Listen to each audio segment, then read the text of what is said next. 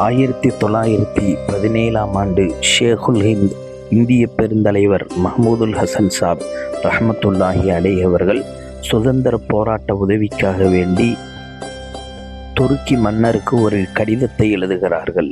அது ஆங்கிலேயனுக்கு இந்த செய்தி கிடைக்கிறது. அப்பொழுது மஹ்மூதுல் ஹசன் சாப் ரஹ்மத்துல்லாஹி அலைஹி அவர்கள் ஹஜ்ஜுக்காக வேண்டி சென்றிருந்தார்கள்.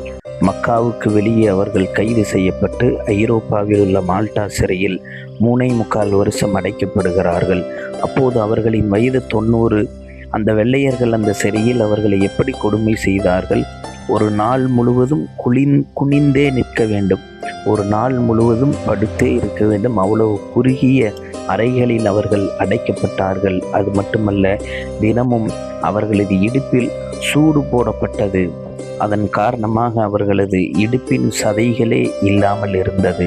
அந்த அளவுக்கு வெள்ளையர்கள் அவர்களை வேதனை செய்தார்கள். அவர்கள் சிறையிலிருந்து விடுதலையாகி வருகிறார்கள். பிறகு அவர்கள் மரணித்ததற்கு பிறகு அவர்களை குளிப்பாட்டுகிற போது அவர்களது மாணவர் ஹுசைன் அஹ்மத் மதனி ரஹ்மத்துல்லாஹி அலைஹி அவர்கள் ஜனாசாவை குளிப்பாட்டுகிறார்கள். இடுப்பின் இருபுறமும் எலும்பே இல்லாத அளவுக்கு அவர்களது இடுப்பு இருந்ததாக சொல்லப்படுகிறது. இவ்வளவு தொல்லைகள் கொடுமைகள் செய்தும் வெள்ளையனுக்கு எதிராக உறுதியோடு இஸ்லாமியர்கள் போராடினார்கள்.